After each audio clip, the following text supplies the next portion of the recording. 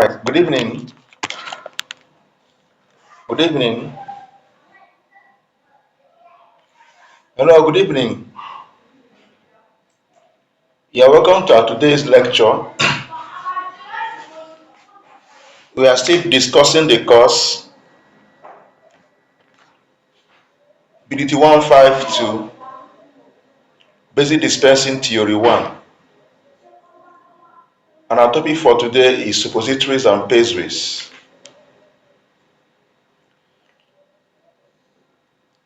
You must have come across suppositories.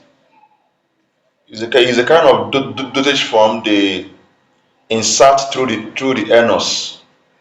The commonest one is the one they insert through the anus to the rectum.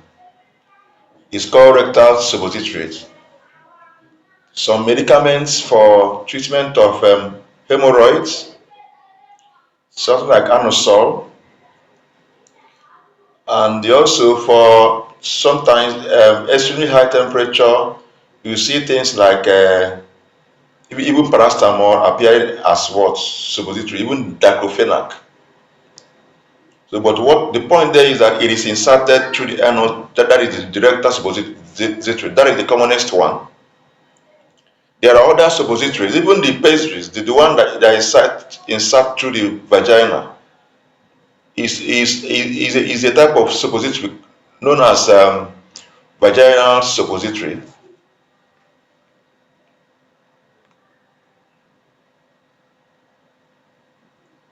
Is a type of suppository known as vaginal suppository.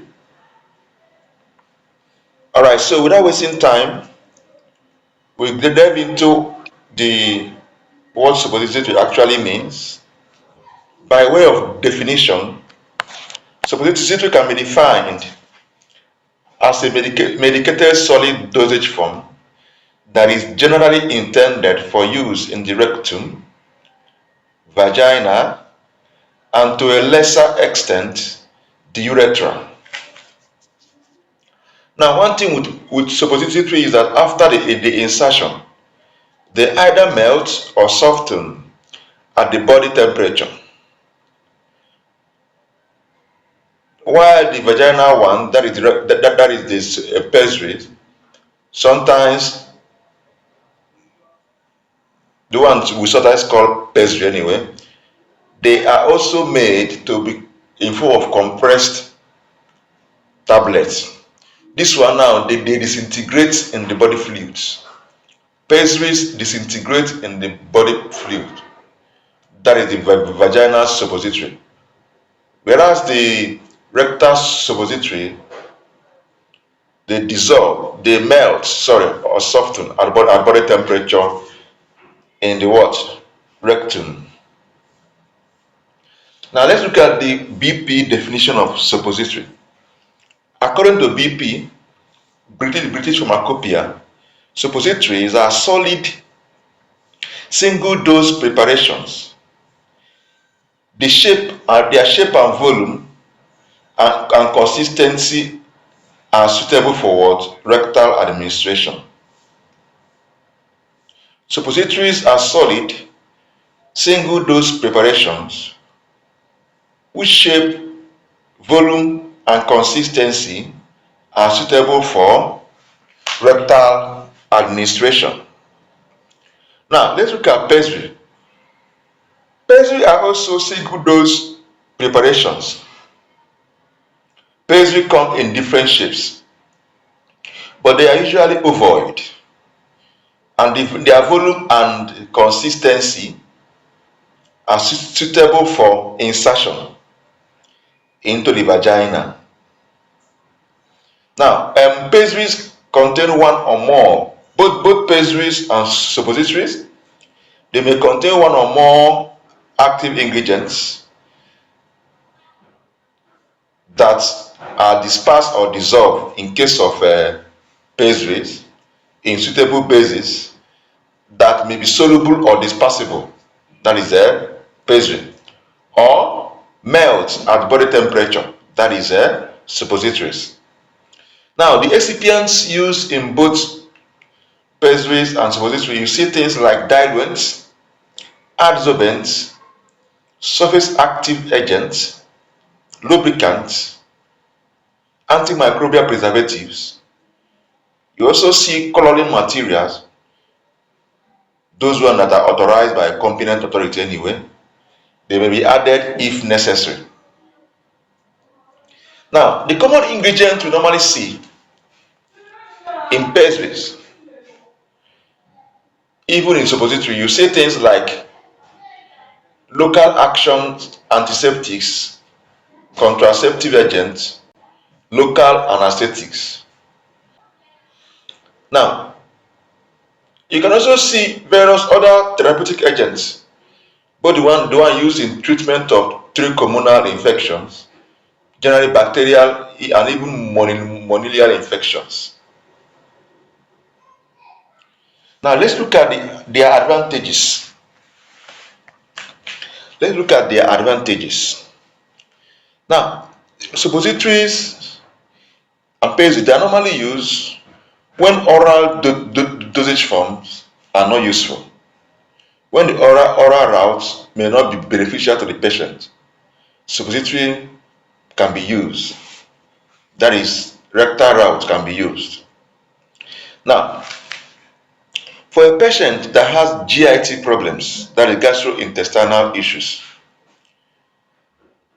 maybe as a result of maybe nauseating issues, or even those that undergo those that did the operation in the abdominal region, specifically the stomach, gastric, GIT. So, yeah, such patients, the drugs can be administered to them through the what? Anus, through this as a suppository, because it will bypass the what? The stomach or the intestine. Now,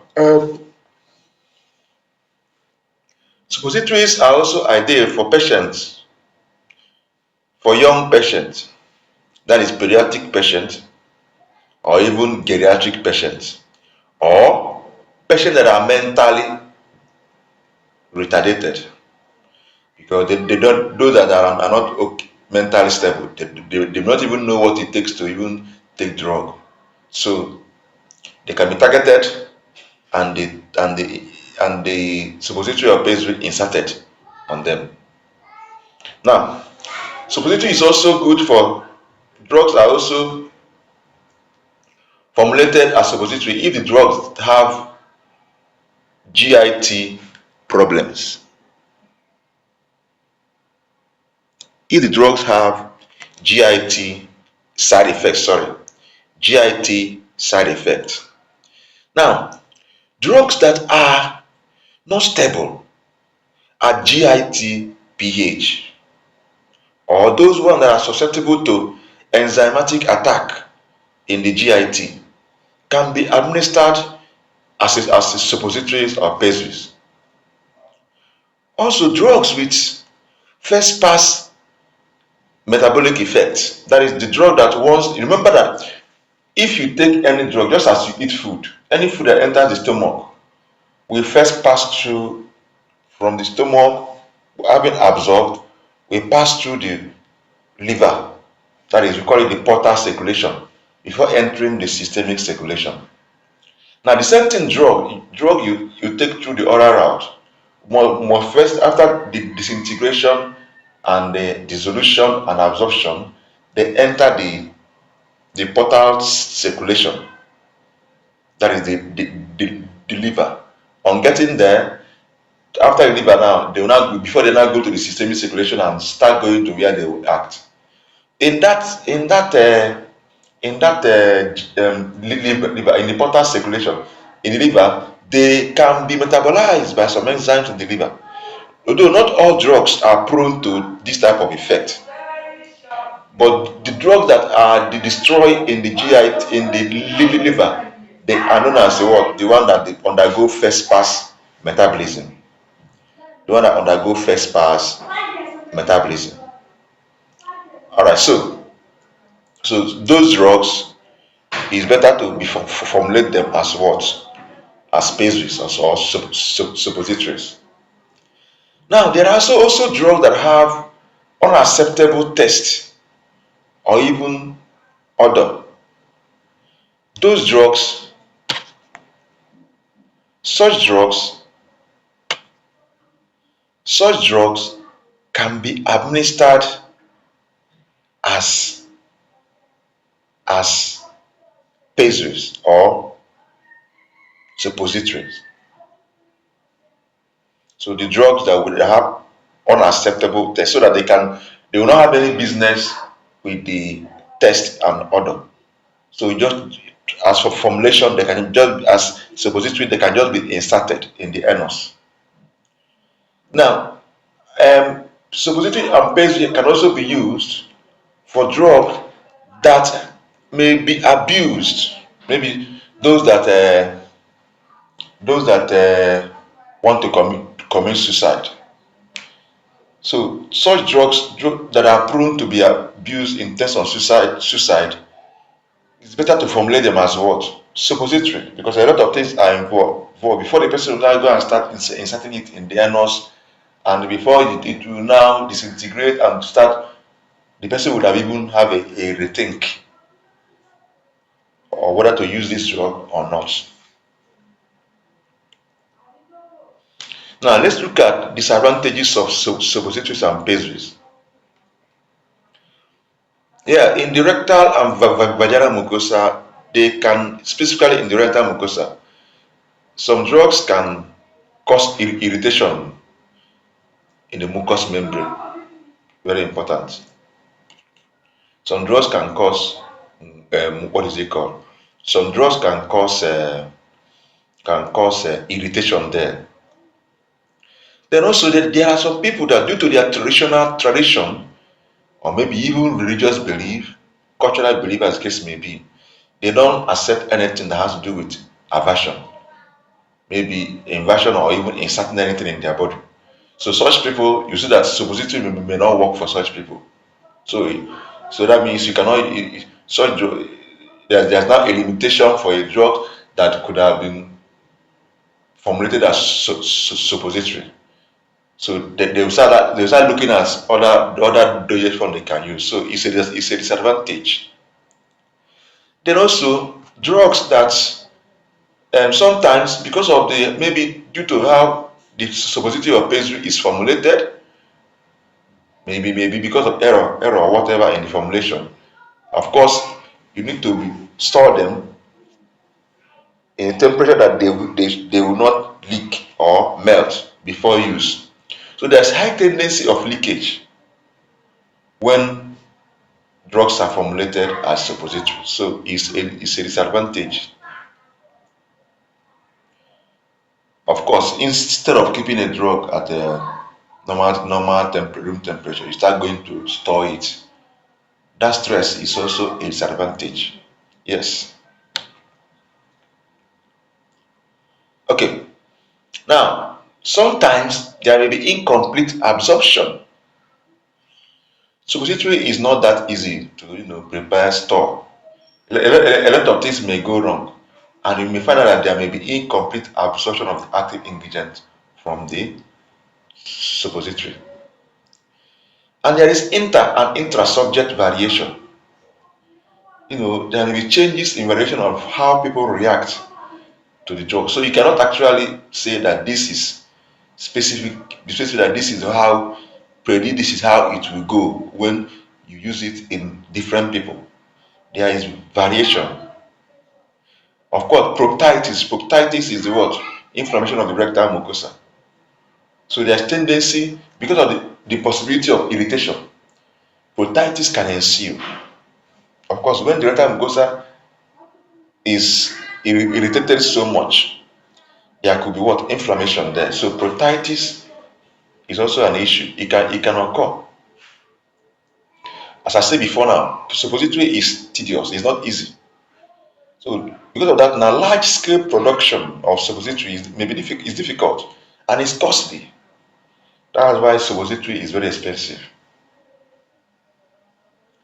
Now, due to the stringent storage conditions of suppository, the shelf life may be shortened. Yes. Any mistake in the storage, shelf life. So it's a disadvantage. Of course, of course, the state of the gastrointestine in intestine, that is in the state of the intestine, whether there's anything in any food or waste or feces in the intestine, in the rectum, will affect the absorption of suppository. Even the motility, how the motility of the GI wall can affect the absorption of what? Suppository. So that means its absorption has a lot, depend a lot on the state of the gastrointestinal tract. Now let's look at the dosage form characteristics of suppository. Let's look at the dosage form characteristics of suppository. Now, basically, rectal suppositories, the one for adults, weigh around 2 grams, and they have a shape, torpedo shape. You know this missile, yeah, that is torpedo shape. They have torpedo shape. While the children's suppositories weigh about 1 gram. That is for rectal suppositories. Now, we are picking. I want to do two things at the same time. I want to describe this dosage suppository using the different types of suppository. We have about 5 of them. We have the rectal suppository, we have the urethral suppository, we have the vaginal suppository, we have the nasal suppository or nasal bougies or buginaria, we have the ear cones. We have the ear cones or urinaria, or urinaria, AURIAINARIA. So let me start from afresh from the rectal suppositories. So rectal suppository, adult rectal suppository weighs around 2 grams, and they have this torpedo shape, while children's suppositories weigh about 1 gram. Now, number 2, vaginal suppository or pessaries. This one weigh about 3 to 5 grams, and they are molded in globular or oviform shape. They can be molded in globular or oviform shapes, and they can also be compressed as a tablet into conical shape. So they can be compressed or can be molded. Please note this point. Now, urethral suppositories, also known as bougies, they have pencil shape. Of course, you know how our urethra look like. Urethra runs from the urinary bladder to the exterior. For the male that have penis, because males have penis, males urethra, is longer than that of what female, because it continues in the penis and comes out, whereas the female's one is shorter because we female don't have penis. So now, because of that, now male urethra weigh more than the what female urethra, and it's also longer than male urethral suppository is longer than the female urethral suppository, and it also has more weight than the female urethral suppository because of the nature of their urethra. Now, for males urethral suppository weigh around 4 grams, and the length is around 100 to 150 millimeter long. Now, while female urethral suppositories weigh around 2 grams, and the length is around 60 to 75 millimeter long. Now let's look at the nasal suppositories. Nasal suppositories are also known as nasal bougies or buginaria. Now these ones are meant to be inserted in the what? Nasal cavity. Nasal cavity. They are prepared, listen carefully, they are prepared with glycerol-gelatin base from glycerol and gelatin. So their glycerol-gelatin base is water soluble. So what it means is that this suppository they don't melt or dissolve. Sorry, they don't melt. What they do is that they do what? They dissolve. They dissolve. They do not melt. They do not melt. They dissolve. Mute your mic. Mute your mic.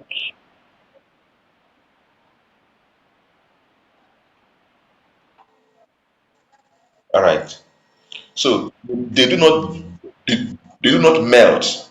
They dissolve. Now, nasal suppository they weigh about 1 gram. Weight of nasal suppository is about 1 gram, and the length is 9 to 10 centimeter. The length is 9 to 10 centimeter. Now let's look at the ear cones. Ear cones are suppository inserted in the ear. They are also known as urinaria. Now this one, as I said before, now they are meant to be what? Inserted into the ear. They are not commonly used. The base for ear cones is tuberoma oil. So that means they melt in the ear. Remember that the ear is waxy. Remember the wax in the ear. Remember. So it's not about dissolving. There's no mucus in the ear, but in the nasal cavity, this they can mingle with the mucus there, depending on what you are treating, and they dissolve. Now, but here ear cones they're inserted in the ear. There they do what? They melt. So the base for ear cones is theobroma oil. Theobroma oil is used as ear the base for ear cones or ear suppository. Now these ear suppository are actually first of all they are prepared. They are prepared as urethral suppository. They use the mold. By the time we go into preparation of suppository, you understand what I mean by mold. That is, remember suppositories, some of them are molded, not all are compressed. That means there is the mold. Mold is a kind of a device that the shape of that suppository is carved, is engraved inside. The shape and weight and the volume is engraved inside, so that when you pour the mixture of the blend of whatever you mix, the active ingredient, the base, and other ingredients in molten form, and if you pour it there and cool it down, it will take the shape of that space in the mold. So when it's cool, you cannot open the mold and bring out the suppository. That's what we call molding. But if it's for compressing, it passes through normal compression. Now, ear cone is prepared using urethra suppository molds. So they are prepared as if you are preparing urethra suppository. After they are now cut into the required sizes. They are now cut into the required sizes. Okay. Now, the shapes of suppository, I've talked about it. There are different shapes. It comes in different shapes. I've talked about the torpedo shape. We have round ones, long oval, teardrop, bullet, tampoon. Most of these ones are mainly, what is it called? Mainly pastries. But urethral suppository come more like a what? What is it called? Like torpedo shape. Come as torpedo shape. Come in torpedo shape. Good. Okay, now let's look at the therapeutic uses of suppositories. Let's look at therapeutic uses of these dosage forms. Therapeutically, they are used for to formulate active ingredients that are that have local or systemic effect. Of course, when you say that something has local effect, it means that the place where it is administered, that is where it performs its action. But if it is systemic, that means it will enter the systemic circulation and move to the site of action through the blood. So both the systemic acting agent and local acting agent can be prepared as suppositories and pastries. So Basically, the action of the medication depends, the product depends on the nature of the drug. It also depends on the concentration of the drug inside the entire medicine. It also depends on the rate of absorption of the drug. Very important. So these things affect the actions of a drug that are formulated as suppositories. Now, rectal suppositories are basically intended for treatment of constipation and hemorrhoids. Constipation and hemorrhoid. You see suppositories like anusol is used in treatment of hemorrhoid. You also see the ones like bisacodil as suppository. Bisacodil is used in the treatment of constipation, because bisacodil is a laxative. Good. Now, suppositories are also prepared for systemic action. Yes. Yeah, you start seeing some analgesics. I've mentioned paracetamol, I've mentioned diclofenac. You also see some antispasmodics, sedatives, tranquilizers. These things can be formulated as what? As a suppositories. Now, if you are inserting suppository, please do not go so deep. Do not go so deep, so high, so deep high, because it may enter and go into and start going into upper mesenteric and start doing other things that is not we are target. And do not insert it so low, because it may drop off as the patient is walking. So it should be in between, halfway in the rectum. It should be placed halfway in the rectum. Now let's look at the factors affecting drug absorption from the rectal suppositories. Let's look at factors affecting drug absorption from rectal suppositories. Now, the first thing we look at is physiologic factor. Basically, we have physiologic factor, we have physiologic factor, we have physiologic factors, we have physicochemical characteristics of the drug, we have physicochemical characteristics of the base and the adjuvant. So these are the three broad factors that affect the absorption of drug from what? Suppository. We have the physiologic factor, that is the patient in question. We have the physicochemical properties of the active ingredient itself. Then we also have the physicochemical properties of the base and the what? Adjuvant. Adjuvant are all that excipients. Good. Apart from the base. Now let's go to the physiologic factors. Now under physiologic factor, we look at the colonic content of the colon. We look at circulation, and we look at the pH and the lack of buffering activity of the rectal fluid. I say under physiologic factor, that is the patient itself, the patient body. We look at the colonic content of the colon. We look at the circulation. Then we look at the pH and lack of buffering capacity of the rectal fluid. Then let's look at the colonic content. Now, when I was talking about the disadvantages of suppository, I made mention of how the state of the GIT, affects absorption, affects suppository, and why it has a limitation if there are issues in the GIT that may not allow for absorption. So now let me now talk about it in detail here. Colonic content. Now, actually, when systemic effects are desired from suppository, greater absorption may be expected from a rectum that is void than rectum with fecal matter.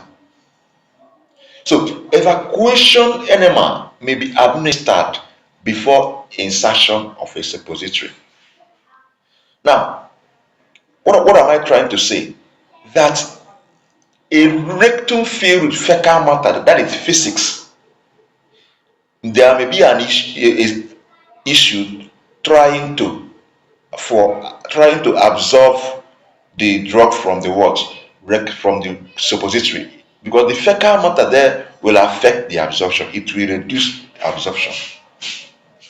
Now, but a rectum with that is void, not is empty, absorption will be more in such rectum because there's nothing to obstruct the absorption and the absorption process. Now, if there is fecal matter in the rectum and there's you need immediate action and you need absorption to be very, very high at that point in time, the best thing is to do is to evacuate the fecal content. So how can you do that? You can administer evacuation enema. So if you administer evacuation enema, then the fecal matter in the rectum can be evacuated. That is one thing that can affect what? The drug absorption. Now another thing that can affect it is other factors like diarrhea. Remember, I talked about the intestinal motility when I was talking about the GI state. So I can even simply say the state of the GIT itself, not just about colonic content alone. Because most diarrhea do have to do with most times the irregular motility of the what? The large intestine. So this thing now, diarrhea can actually affect what? Suppose apart from the motility itself, diarrhea alone can wash up wash up the what? Suppository. Because the patient has what? Diarrhea. Imagine a patient inserting a patient that has diarrhea and he inserted suppository. After like 1 minute, he rushes to the toilet to poop. What do you expect? Everything will go. So it will affect what? The suppository. Then if there is obstruction of the colon can also affect absorption. Then even tissue dehydration can also affect the rate and degree of absorption from the rectum. Let's look at please, Mary silence. Please silence. Please, Mary, mute your this thing, please. Now, let's look at how circulation, that is blood circulation, can affect absorption. Let's look at how blood circulation can affect what? Rectal absorption of the drug from the rectal, from the um, suppository. Now, actually, drugs that are absorbed rectally partially bypass portal circulation. Yes. So because of that now, they prevent destruction in the liver. Because of that now, they exert systemic what? Effects. Yes, basically. So now, actually, depending on the height at which the absorption occurs at the rectum, the drug can pass into the inferior, it can pass into the middle, it can pass into the what? Superior hemorrhoid veins. Now, the inferior one is nearest to the anus, while the upper hemorrhoid vein is closer to the portal circulation. So because of that now, it is advisable to keep the suppository in the lower part of the what? Rectum. In the lower part of the what? Rectum. Because if it is it will enter the upper hemorrhoid what? Vein. And it will enter the what? Portal circulation. Of course, you know what happens when you enter the portal circulation. What you are trying to avoid that even made you to formulate it as suppository will now happen. So it's better you put it at lower part.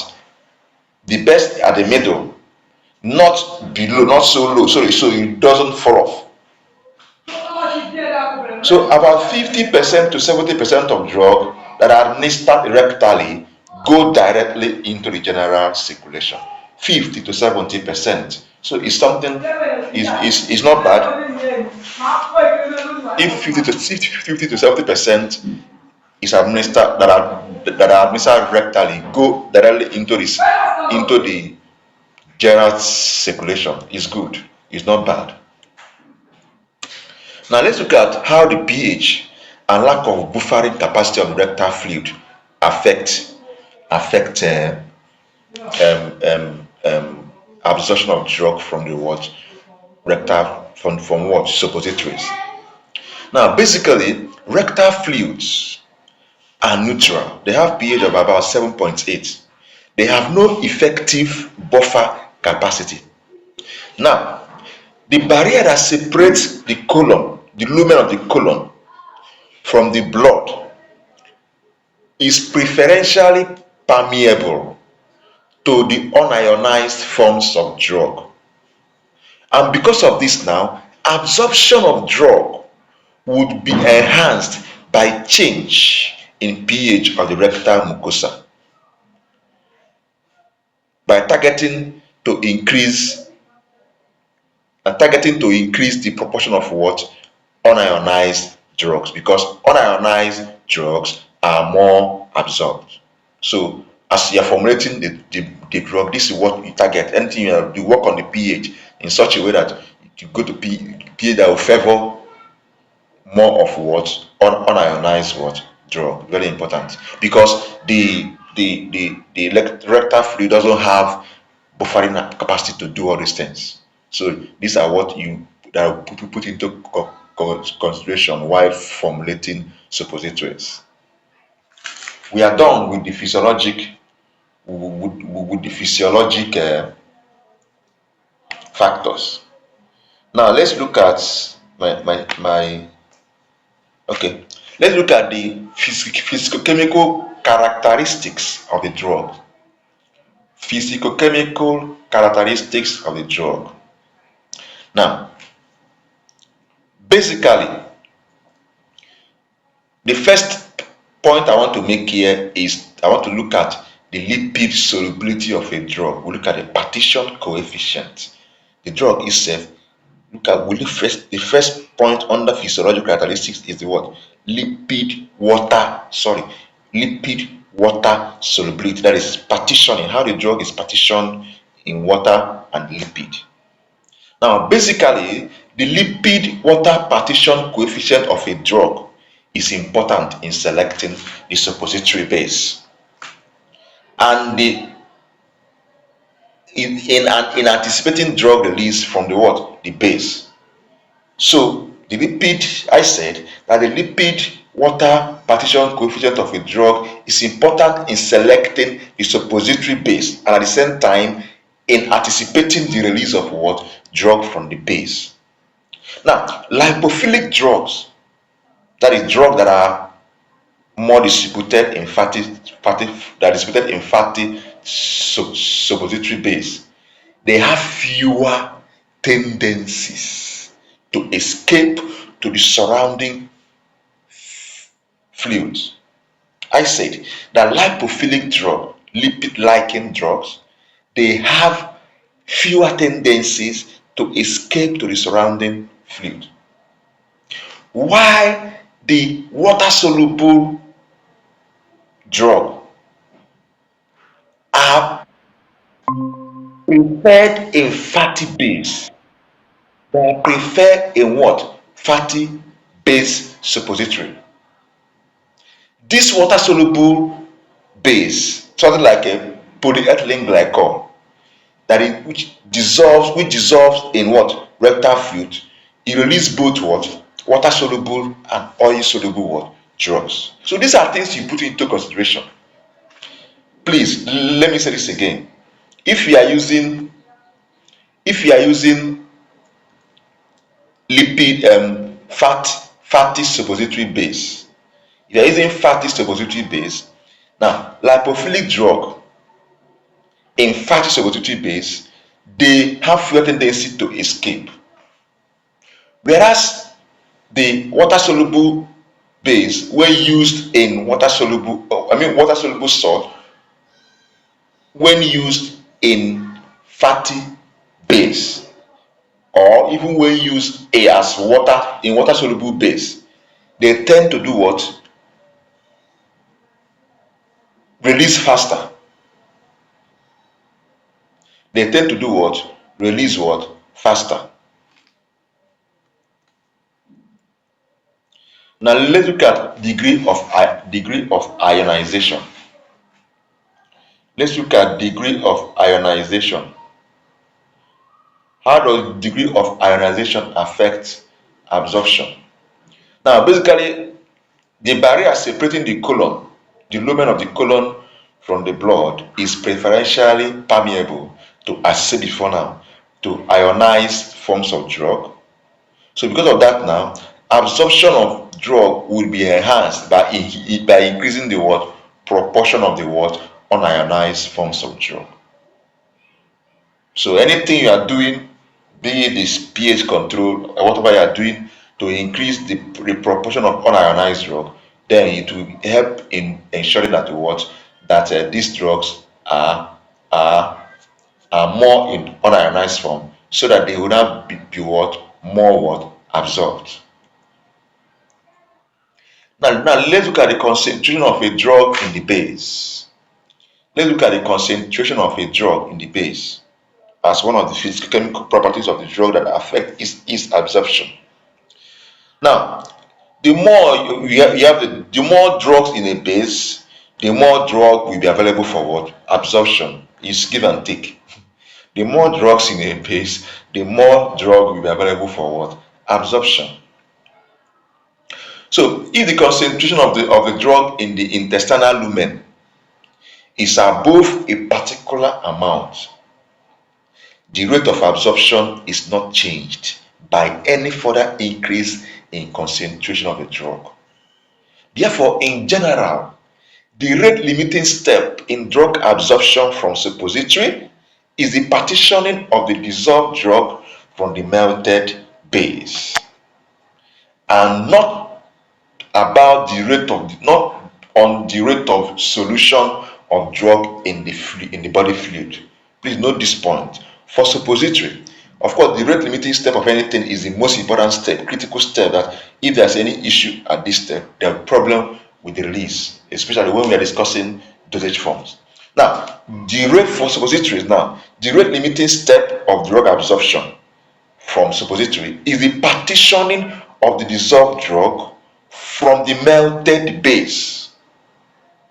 If you refer back to what I said about partition coefficients, about what happens if you have water soluble drug in fatty base, and also when you have water soluble drug in water soluble base and in fatty base, how partitioning can take place. So this partitioning now is a rate limiting step in the absorption of what? Drug from where?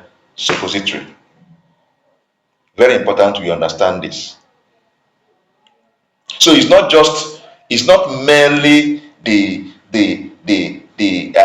rate of solution, the solution of drug in the body fluid, like you see in other conventional dosage forms like tablets and what have you.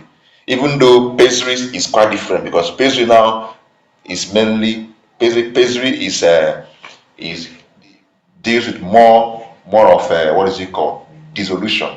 Even though yes, there are certain pessary that are not formulated as what? Tablets. Now, it has been shown that the rates at which drug diffuses to the surface of the suppository, it has been shown that the rate at which drug diffuses to the surface of the suppository is affected by the particle size and the presence of what? Surface active agents.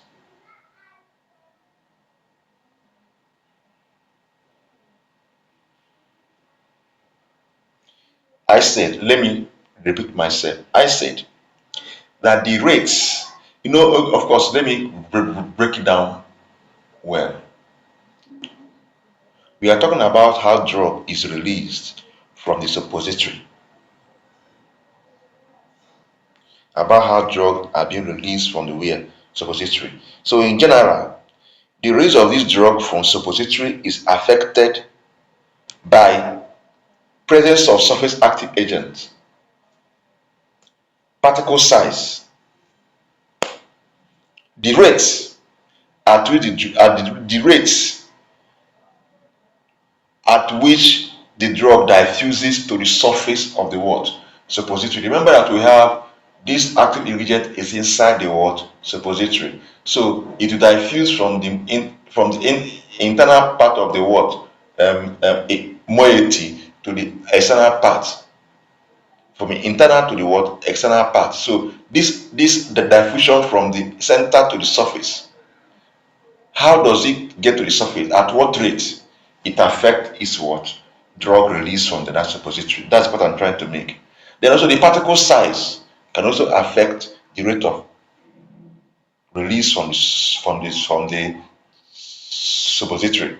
Even the presence of what? Surface active agent can also affect it.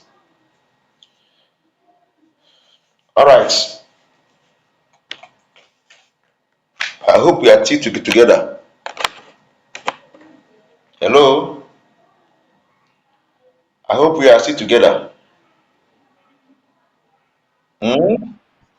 Good, good. Alright, so now let's look at the physicochemical properties of the base and the adjuvants. You remember I said that in the suppositories you have the base, you have the active ingredient, we have the base, and the other excipients. We call them the adjuvants. So let's look at the physicochemical properties of the base and the adjuvants. So the first point we want to look at is that the nature of the base. Nature of the base. So the suppository base that are suppository base that are capable of melting, softening, or dissolving. The suppository base capable of melting, soften, or dissolving, and if they do that, they release the what? Drug from the what? The what? Absorption. From the suppository for what? Absorption. That means when the suppository get to the system, get to the anus or the vagina, or in anywhere they are going to be in the ear or in the nose, when they get there, they either melt, they either melt or soften or dissolve. And when they do that first, that is first that happen to the base first, before the active ingredient will be what? Released. So that is the first that will happen. So the nature of this, that's why I said the nature of the base have a lot of role to play in how the active ingredient is released and absorbed. Without being dissolving or melting or softening, nothing will happen. So another point I want to make is that if the suppository, if the base irritates the colon, if the base irritates the colon, remember what I said, the point I made about the disadvantages of suppository, the mucosa irritation that may even lead to proctitis. Remember that. Now, if the base irritates the colon, it will promote colonic response. And this colonic response will lead to increased bowel movement. And when there is increased bowel movement, that is motility, intestinal motility, there will what? Decrease in what? Absorption. Have you seen cascade of events? Very important to understand this. Another point is the presence of adjuvant in the base. So other excipients in the base can affect the release. Now, the adjuvant we have in the formula, in the formulation, may affect drug absorption. They may change the rheological properties of the base. Yes, how the base flow in terms of the consistency they may affect it. So they will change the rheological properties of the base at the body temperature, and they are also affected. They also affect the dissolution of the drug depending on the type of suppository in question. All right, so we'll stop here for today. In our next class, we'll continue with specific specifications for suppository basis. In our next class, we we continue from specifications for suppository basis. So we look at different specifications, different things you look at before you can a base can be qualified as a what suppository base. So that's the topic for the next class: specifications for suppository bases. So I don't know if you have any question to ask. If you have any question to ask, please do. If you don't, then we end our class. Any question? All right. Tomorrow by the special grace of God, tomorrow by the special grace of God, our lecture tomorrow is by 4 p.m. as you 4 p.m. tomorrow Monday 4 p.m. All right. Thank you very much for your attention. God bless you. See you next time.